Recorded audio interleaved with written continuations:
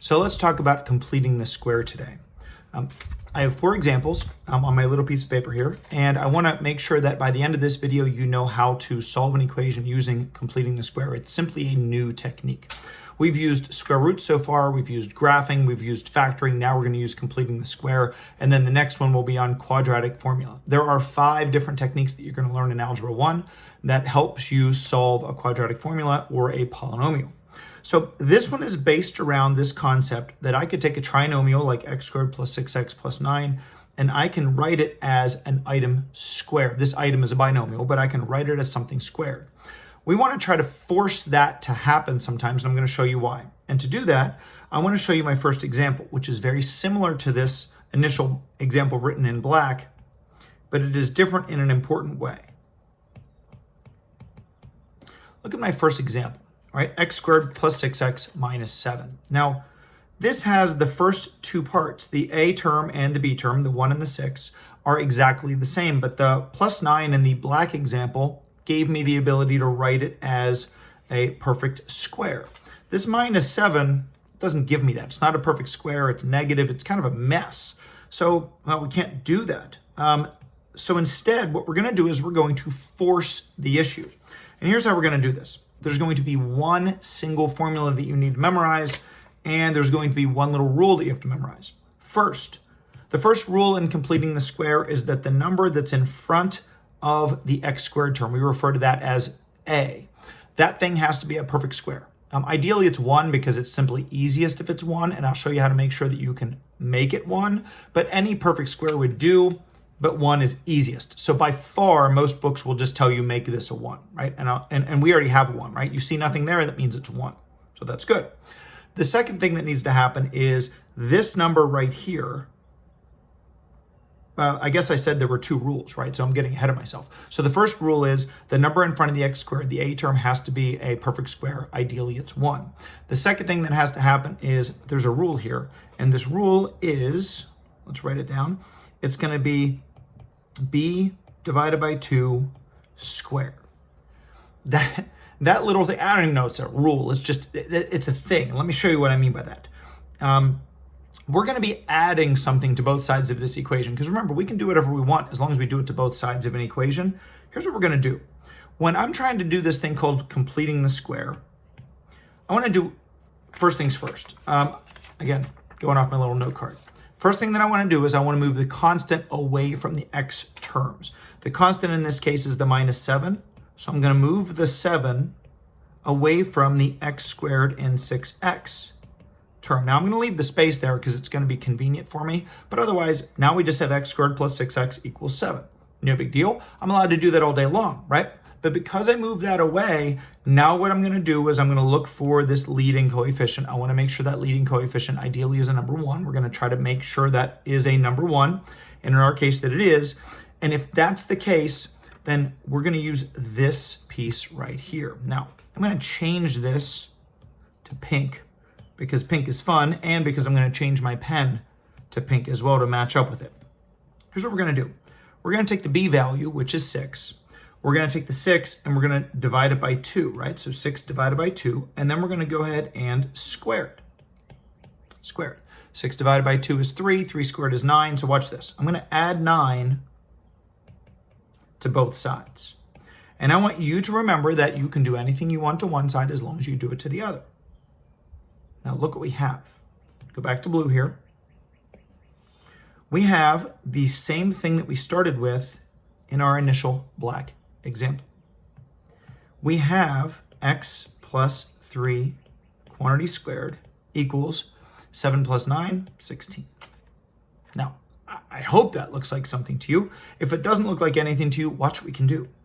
You can now solve using square roots. The square and the square root cancel out. I get x plus 3 equals, the square root of 16 is 4, well, plus or minus 4. So plus minus 4. So now I just need to figure out what does it take to make x plus 3 into positive 4, and what does it take to make x plus 3 into negative 4, and I'll get my 2 answers. So minus 3 to all 4 bits, and I have my 2 solutions, right? X is 1 and negative 7. That's how this works. So completing the square is key. So I am reading it off of my sheet, but here's what you would want to do. You'd want to, step 1, move the constant away from the variables. Step 2, make sure your a value equals 1. Not -1, +1. Make sure it equals +1. Step 3, use that b divided by 2 squared as the thing that you add to both sides. And then finally, we're going to go ahead and just, well, what do we do after that, right? We took the square root and we solved. So there's not really too much, well, I mean, I suppose we factored, but the factoring piece is kind of built in. So those are your 4 steps. 1, 2, 3, 4, yeah, 4 steps. And I'll have them across the bottom of the screen so you can pause and take notes and so on. But let's dive in. We're at 5 minutes and 50 seconds. Let's try to dive into my second of 4 examples. Now, my second example is going to be 2x squared minus 10x minus 3 is 0. Now, this guy, you can automatically see that there's a problem here. The problem is going to be that 2. All right, that 2 is going to be an issue for us. So I'm going to follow my steps. Step number 1, move the constant away from my variables. So I'm going to stick to my plan. Step number 1, move the constant away from my variables. I'm going to tend to leave that space there because it's nice. Second step is I'm going to make sure my leading coefficient is 1. My leading coefficient is a 2. The easiest way to do this is divide everything by 2. X squared minus 5x is 1.5 or 1.5. I'll leave 3 halves in there because I like fractions. Third step, I'm going to use that, we had pink, that b divided by 2 squared thing. So b is -5, so -5 divided by 2 squared. So -5 times -5 is 25, 2 times 2 is 4. So I need to add 25/4 to both sides. It's kind of messy, but I can do it. So I'm going to go ahead and give myself a little bit of space and add 25/4 and add 25/4 to both sides. Okay, definitely messy, but doable.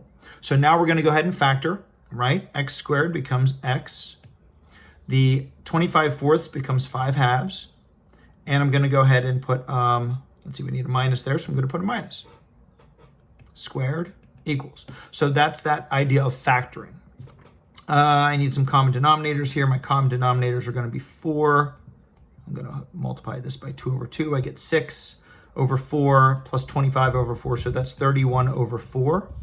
All right, so still a little bit messy, but nothing I can't deal with. And then the last step is going to be square root both sides.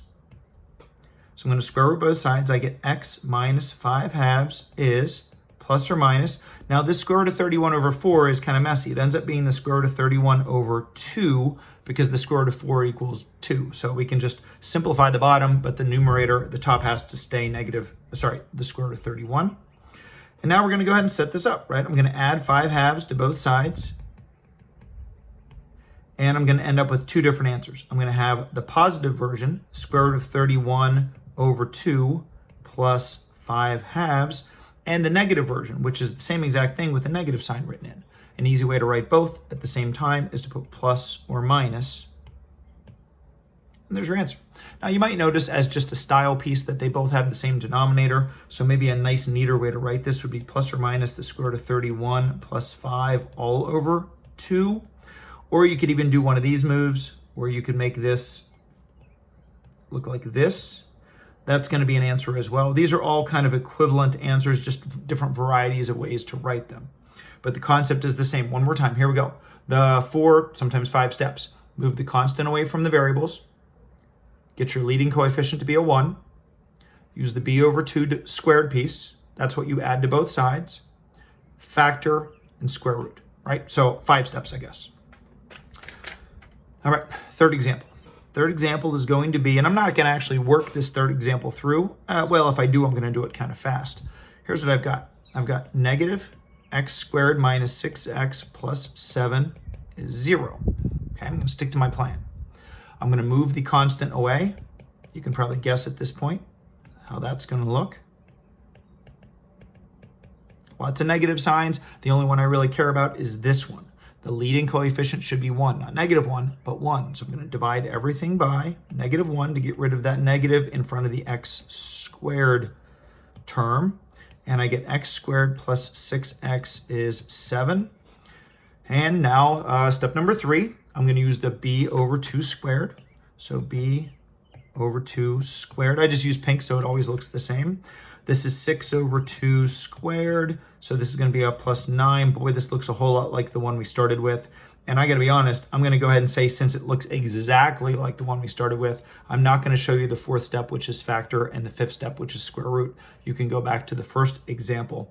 It's the same question, okay? So we don't need to solve that one because that one is as good as done. Again, 5 steps. Move the constant away, make the leading coefficient a 1, b over 2 squared, factor, square root. Those are your 5 steps. Now, I promised you 4 examples. I've only done 3. We're at 10.5 minutes, but the video I was going to show instead of this one was like 25 minutes. So I'm trying to make it a little bit better. Last example, 3x squared minus 121 equals 0. Okay. First thing I'm going to point out in this one is if we continue to try to stick to our plan, we can do that. We can move the constant away from the variables. I already have an issue. I have variables written in my notes. It's plural, but I only have a single x written here. Makes me a little bit curious as to whether my plural should be correct or not. Second step, make the leading coefficient a 1. So I could divide both sides by 3, and I get x squared equals 121 divided by 3.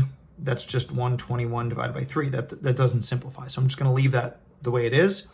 Step number 3, b divided by 2 squared.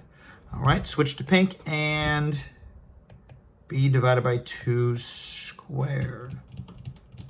See a problem here? There's no b. I mean, I guess you could say b is 0 because you could put plus 0x, but 0 divided by 2 squared is just 0. So adding 0 to both sides doesn't really do anything for me. That would just be plus 0 to both sides. That doesn't allow me to factor anything. So I don't think completing the square here makes any sense.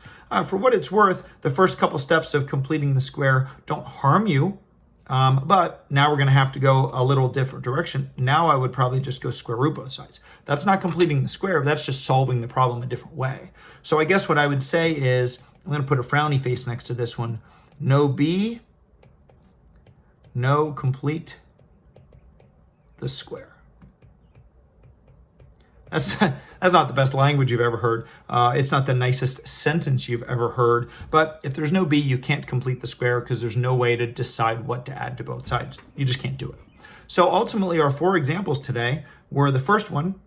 I showed it in black, and then I showed you a blue version of basically the same thing in the color blue.